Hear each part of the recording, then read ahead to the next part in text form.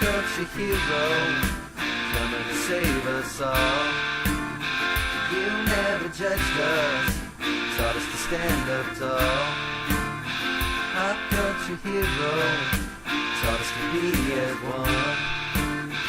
After the prequels, the healing has begun.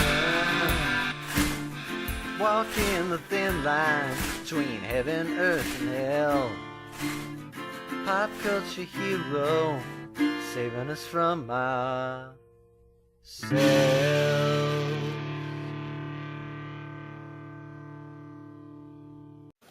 So what happened?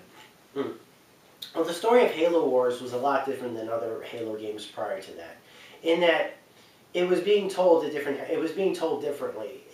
The first Halo games were being told in kind of a singular perspective, the Master Chief's perspective. And it worked because the story was simple, the story could be fleshed out or even hinted upon, and you'd be able to get what was going on along the case of this. In Halo Wars, because of, possibly because it was an RTS, there were a lot more perspectives being told. The set pieces were changing constantly, and the story was, not really feeding enough. And in truth, if you hadn't read a lot of the earlier books, the Halo books, you might not understand, because it's never explained, what you're actually seeing in some cases. So unfortunately, I'm going to have to give you a little bit of background on the Covenant War before we can even begin to start talking about this game. Now, the UNSC United Nations Space Command first came into contact with the Covenant at Harvest, which is the opening planet that we see in the game. Captain's report, February 4th, 2531. 5 years. 5 long years. That's how long it took us to get Harvest back. Go, go, go! Move on it! I'm in hand!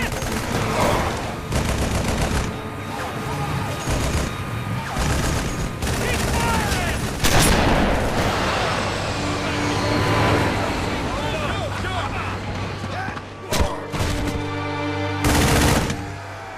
At first it was going well. Then setback after setback.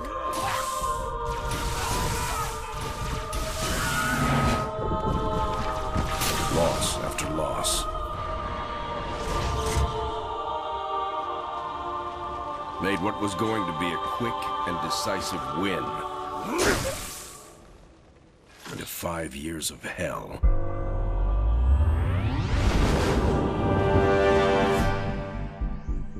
Of course, that's all Harvest is today.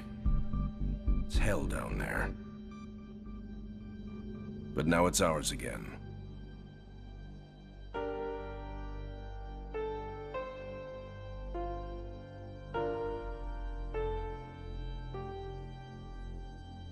Harvest, of course, being like a giant farm world, we would kind of consider that the Farm Belt in the United States. It was like basically their Farm Belt.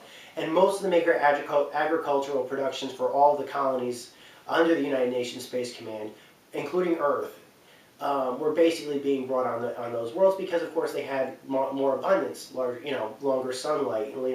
You could actually have crops with just 10 times the yield as you would if you actually put your farms on Earth. So it was a major luxury resort. Now the Covenant, which is actually we're interested in Harvest because the Covenant are always looking for different Covenant, Forerunner artifacts. Forerunners, of course, being like the predominant species of the universe, the most dominant species of the universe, prior to the detonation of the Halo rings. Prior to basically our impact in the universe, by that I mean humans, the Forerunners existed. They built up technology. They had massive amounts of construction and everything else, and then they came into contact with the Flood. And at first they thought, oh, we could fight the Flood, and they started doing smaller defenses and stuff like that. And then they realized we can't fight them anymore. We have to literally wipe the whole galaxy, like of all life. And after that, we have to. And on top of that, we have to automate this whole process because we're not going to be around to maintain it. And kill everything. We figure if they killed themselves, killed all the life on the galaxy, and possibly repopulated after that by protecting some DNA samples and stuff like that, that they could probably be able to, the galaxy could survive. And that's exactly what they did. You are the child of my makers, inheritor of all they left behind. You are Forerunner. But this ring is mine. But their relics were still being left around, even though they were no longer around. Their relics were still left around, and the Covenant were actively seeking for them. Now, the two books I would probably describe as the most important to read before reading this, before playing this game, it's not absolutely recommended, but I'll just give the major gists of them. Would be Contact Harvest, written by Joe Staten, and Ghost of Onyx, written by Eric Nyland. I definitely recommend those books because Contact Harvest details particularly what went on in Harvest, which started the Covenant War. And also, Ghost of Onyx explained a lot about the further Forerunner technology, which I'm going to be which you're going to actually see in, and it's not going to be explained, but you're going to see it in Halo Wars. So I would definitely recommend those. Now, the game takes place 20 years before the Halo event, the first Halo game. The main character, the main big characters, all take place upon the Spirit of Fire, which is a UNSC ship. It's captained by Captain Cutter. Other people on it, of course, being Professor Anders, which is their science officer, and Sergeant Forge, which is basically pretty much their chief badass. And he's voiced by Nolan North. And their AI is, of course, called Sabrina. So the whole game basically revolves around these people. But of course, it's also told similar from a Covenant perspective. The Covenant are actively seeking Forerunner relics as per usual, and that's how the story basically starts. The Hierarchs grow impatient. We can delay no longer. What if the infection defiles the relic? I care not for your little life. Open the relic.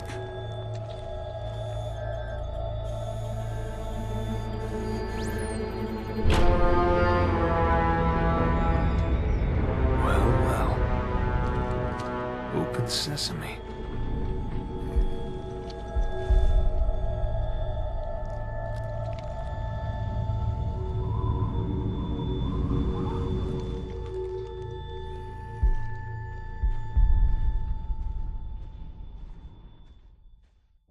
The story starts. The Spirit of Fire is there at Harvest. It's 5 years after the Contact Harvest book ended. The Covenant finally lost the war. The UNSC have taken back the planet of Harvest, but of course the war is still going to continue. And what basically happened is that the Covenant, even though they lost Harvest, they're still looking for something. And it's always, it's kind of never explained in the games exactly what it is, how it is that it's so lucky that the Covenant are able to go from like one segment to another to another to another. Like how of a sudden did they go on, how of a sudden were they like on Reach, and then they immediately show up at the Halo ring, and then not only that, but how did they how did the Pillar of Autumn also end up there? Same thing with Earth in Halo 2, where how is it that they were on, that the ship was on Earth and immediately jumped off for another Halo? Well, it's explained indirectly in the books, and even though it's never really totally explained in Halo 2, there are certain Forerunner reliquaries which point the way to certain other reliquaries, or the Halo rings. Hey, what are you doing? Nothing ventured, nothing gained.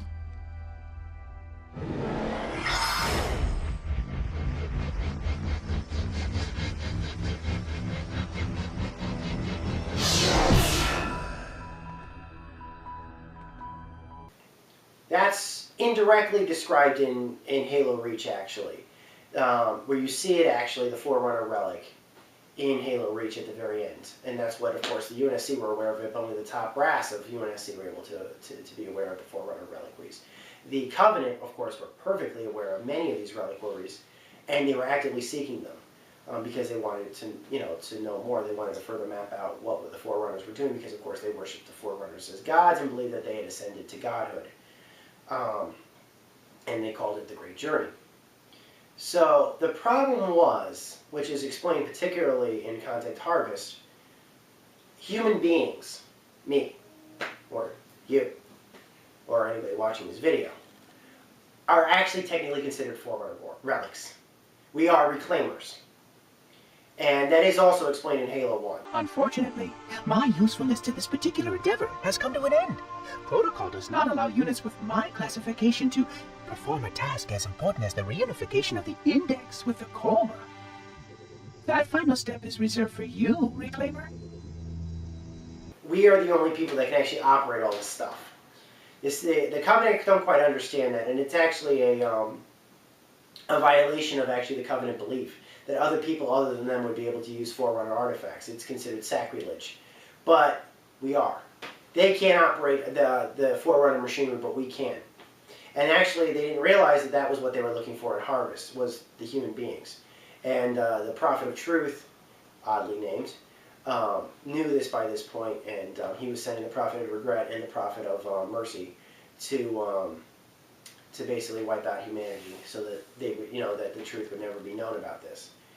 So at Harvest, they're looking for a Forerunner reliquary, which is designed, of course, to point the way to somewhere else. The Spirit of Fire knows that the Covenant are up to something. The Covenant already has an Arbiter.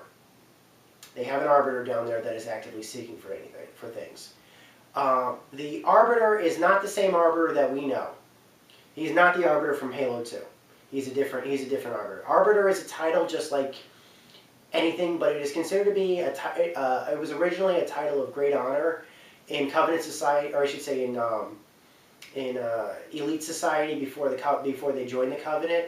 It was usually given to its most strongest warrior.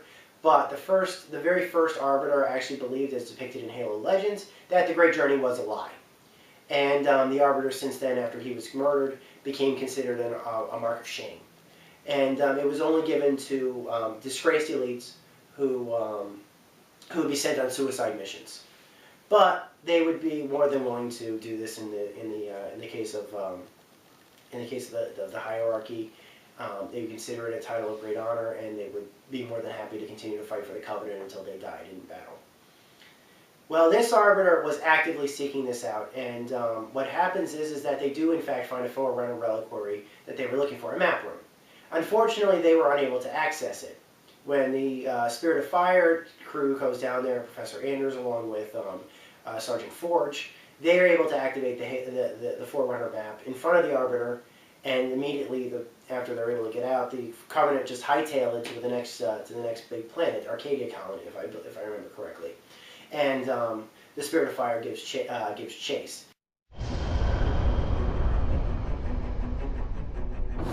Serena, situation update, please. 2 Covenant vessels came out of slip space near Arcadia. The Belfast, Pillar of Autumn, Texas, and Armstrong engaged immediately and caught one with its shields down. We lost the Texas and Belfast. The Armstrong is venting atmosphere and Autumn is badly damaged. The second vessel is engaged in surface activity. What kind of surface activity? Unknown. Wait, I'm getting a signal. Audio only. We're being overrun. Alien forces are inside the city limits and approaching the spaceport. We're still evacuating civilians. We need help. Getting visuals now, Captain.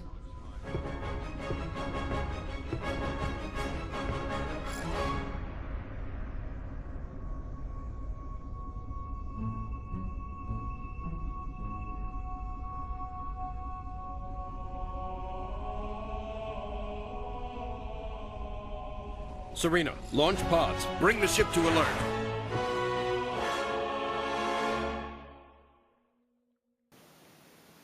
Coming to attack, humanity tries to flee that planet, evacuate the planet, and the Spirit of Fire tries to figure out what is it that what is it that they're looking for, what is it that they're trying to do there. They really had no idea, but by this point, Professor Anders did seriously suspect what was going on, that the Covenant was in fact looking for another Forerunner reliquary.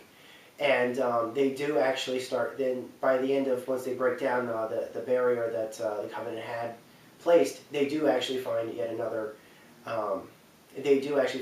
thing. But knowing that what was going on, and knowing that Professor Anders actually had some connection with the machines, knowing that she could activate the map room, the Arbiter, having already found what he was looking for on that planet, on Arcadia Colony, takes Professor Anders by force, and he beats up Sergeant Forge pretty well. Hey, how about one for the scrapbook, Professor? If you don't mind, Sergeant, I'm trying to document this area for study.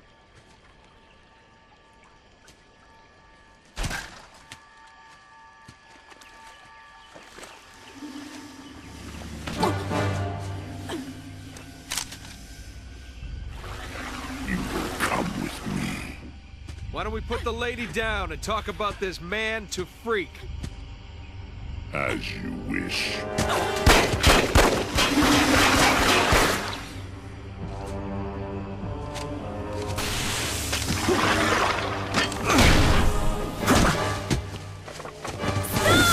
Anders, get out of here!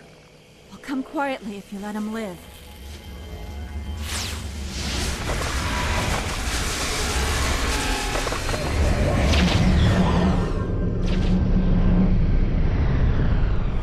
And then the Spartans show up. On Arcadia Colony, there was a team of Spartans that were already operating. And the reason why the team of Spartans were down there was because the Pillar of Autumn was in orbit. The Pillar of Autumn, of course, had Spartans on board. The Autumn became damaged, and I guess the Spartan team decided to go with the Spirit of Fire, a small Spartan team. So they go after Anders with... So the Spirit of Fire goes after Anders with Forge, with the Spartan team. And as far as they could go, they end up on a unknown planet, which is completely destroyed by the flood.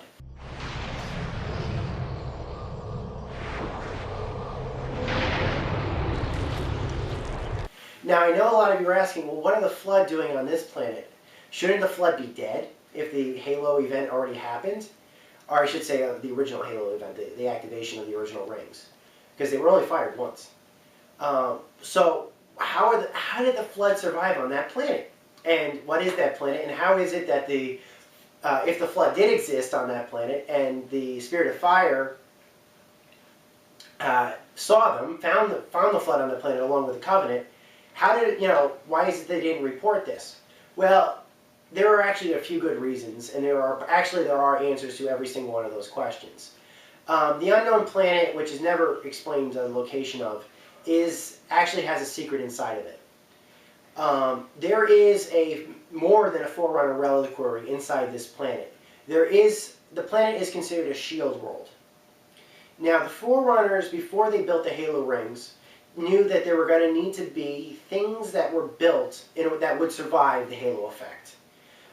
Things inside of, and so they decided what they would do is they hollow out certain planets, create slipstream bubbles using slip space, which could actually, like a magnifying glass, take a small amount of matter, and inside of it, even though it's just relatively taking up a small amount, be infinitely large, or as large as they needed it to be.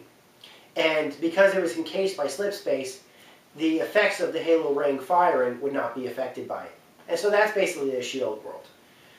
It is more detailed in the Ghost of Onyx. Ghost of Onyx specifically starts talking about what was going on with the shield world and stuff like that. So that's the description of the shield. This unknown planet was in fact a shield world.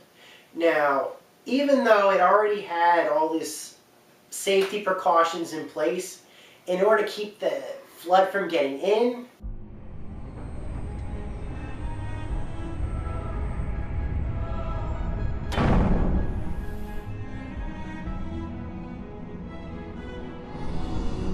they actually accidentally trip an automated system. The Covenant are already inside the shield bubble, but the Pillar of Autumn, the Spirit of Fire accidentally trips this automated system to activate the shield worlds bringing in, and they do end up inside as well.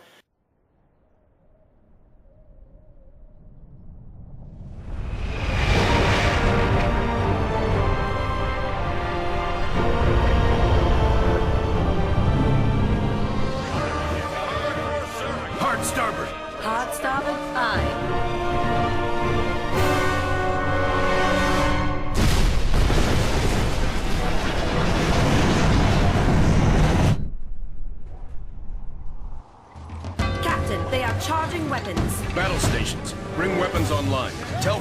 It's not done out there yet. Alerting the sergeant. Aye, sir.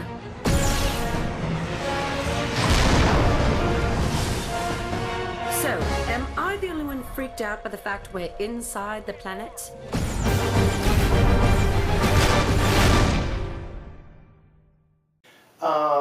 The Flood are already in there.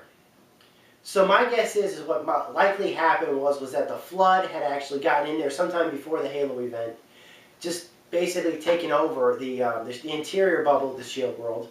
The Halo event must have happened, and then the Flood, of course, just got out, afterwards and just inhabited the planet. They likely had no way of getting off the planet, so they were basically just kind of trapped on the planet without any type of interstellar transport. And because the planet was just so far out of the way, nobody had actually decided to colonize, not the Covenant, not the UNSC. It was probably just very far out of the way, and nobody knew where it was.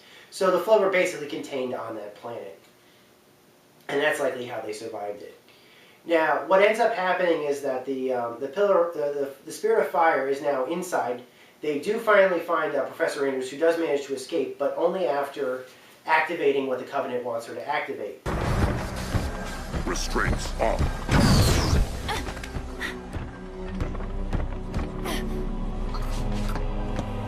Your judgment has waited long enough.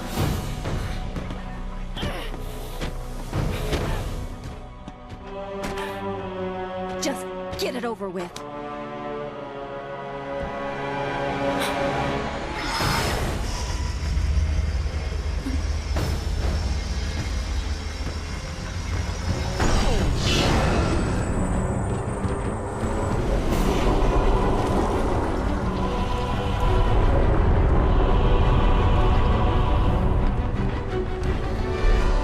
Ancients have granted us the power to doom your race.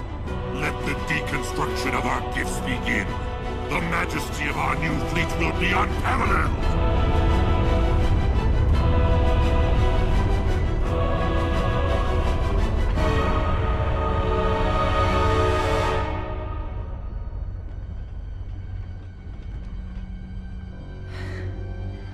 Nothing ventured. Surface.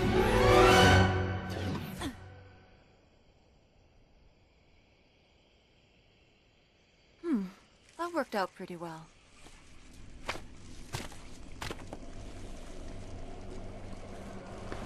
Or maybe not.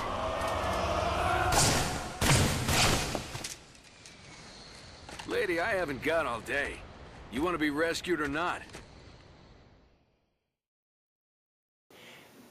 Inside the Shield world is a Forerunner fleet that is ready to go. Like with anything, the Forerunner just did think ahead that obviously that they want to contain anything major that they would need after the Halo events happening. Again, I keep calling it the Halo events. Halo events are not meaning Halo 1, but like literally the first Halo Fire, the only Halo Fire. And they stored a fleet inside there. Now, like I said, only humans could activate the Forerunner technology. The Forerunner specifically DNA coded that. That's why the Master Chief was able to activate the Halo rings if he needed to, and things like that. And that is also why 343 Guilty Spark identified him and, in other cases, other human beings. He had a very difficult time telling one human being from another. Last time you asked me, if it were my choice, would I do it? Having had considerable time to ponder your query, my answer has not changed. There is no choice. We must activate the ring. Come, human. It is easy. Take the icon in your hands. And do as you are told. Please use caution. This reclaimer is delicate. He always had that major problem. He always referred to any human being pretty much as reclaimer. He did have that problem.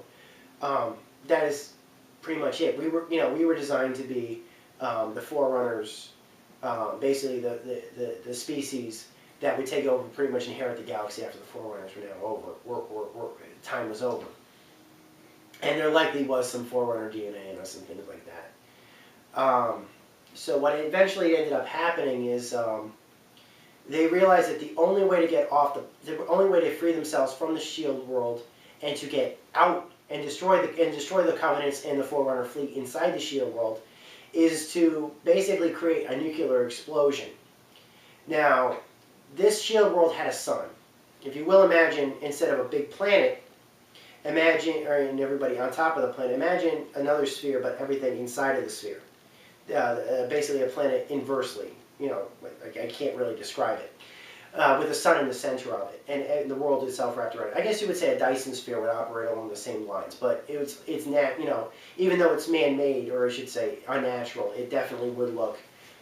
It definitely was. There were grass and trees and atmosphere and things like that inside of it, as well as a star, to provide heat and warmth and everything else, and to keep everything growing. So what does happen is that they realize that if they could add in an element like the nuclear reactor on board the Spirit of Fire to the sun would go supernova and would cause anybody inside of it to either be destroyed, just as they're able to get out. It would destroy the Forerunner fleet as well as the Covenant fleet that they were going to use. On the way to deliver this, if you will say, atomic bomb, it's basically a faster than light drive that the Spirit of Fire uses in order to travel faster than light. It's basically one giant nuclear reactor. And they decide to, and they're going to use that. Now, without that reactor, Is this really going to work, Professor? I believe this is our best hope. The overloaded FTL reactor will cause a chain reaction in the sun. Enough to destroy all the ships here before the Covenant can get a chance to make anything from them. So Sergeant Forge is now delivering this, basically this faster than light drive to the sun. And without it, unfortunately, the Spirit of Fire cannot actually travel faster than light without this thing. And they, unfortunately, know that. Along the way to delivering it, he delivers it alongside a heavily armored group of Spartans. And, well, unfortunately, a whole Covenant battalion, led by the Arbiter, decides, you know, this is a good time to attack and stop them from doing this. Well, the Spartans put up one hell of a fucking awesome looking fight.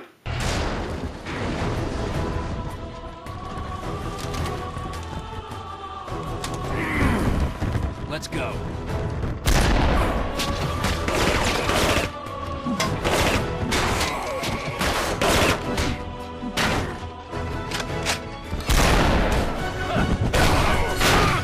Sergeant Forge, in a brilliant, brilliant move of fighting, and also the dirtiest fighting I've ever seen in my life, Sergeant Forge murders the Arbiter, or kills the Arbiter, and taunts him after killing him. There will be no female to save you this time. Look me in the eye and say that. As you wish. My face will be the last thing your pathetic eyes ever see.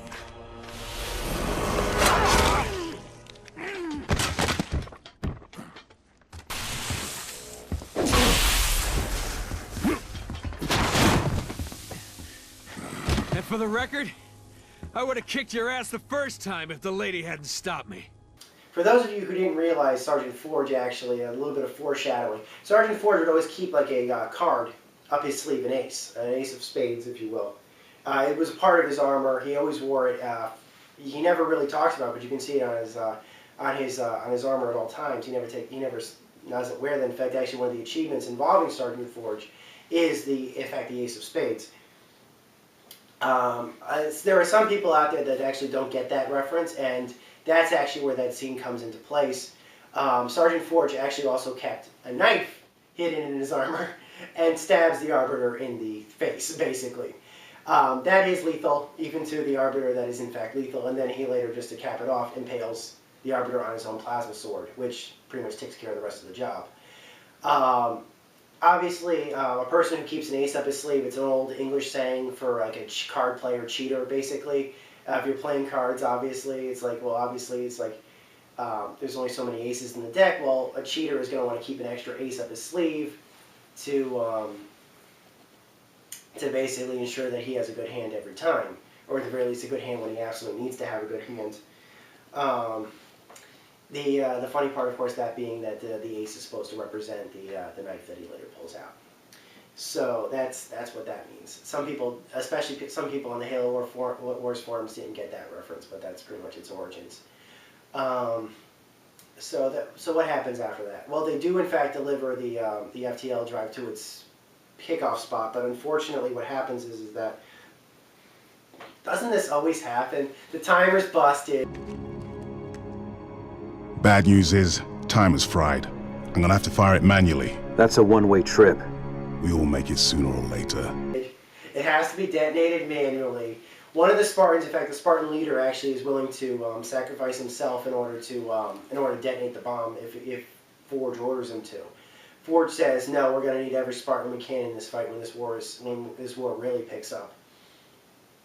And so he's willing to sacrifice himself into staying in place and detonating the FTL drive in the sun. The Spirit of Fire, of course, is able to make its way out.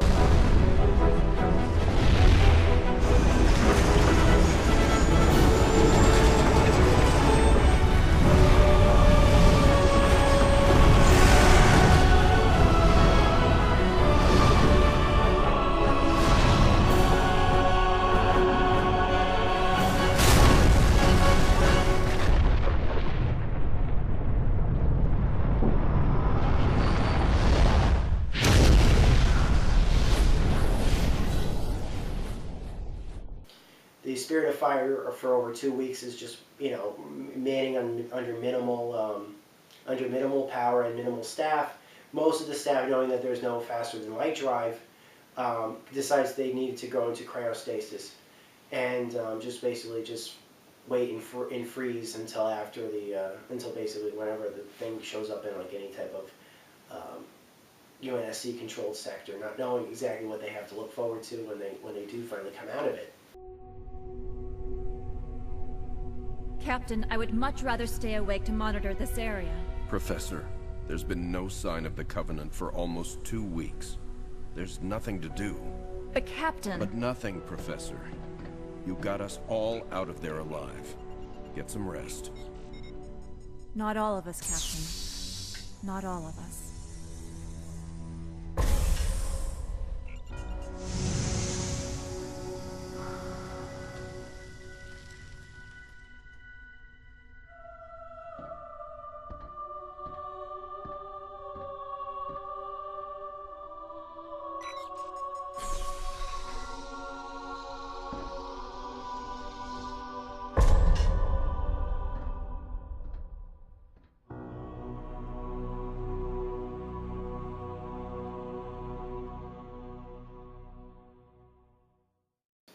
It's kind of a downer, kind of an ending.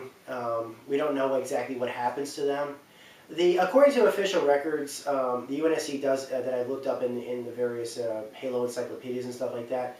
The Spirit of Fire was considered that all the crew was lost. They were considered missing in action. There was an inquiry into particularly by the families of the ship, but for some odd reason, the inquiry just kind of slightly just went away for unknown reasons, which are never described or even hinted upon. But the inquiry does stop. Obviously, lest we left them, they were all alive, just in stasis. We also know why the flood.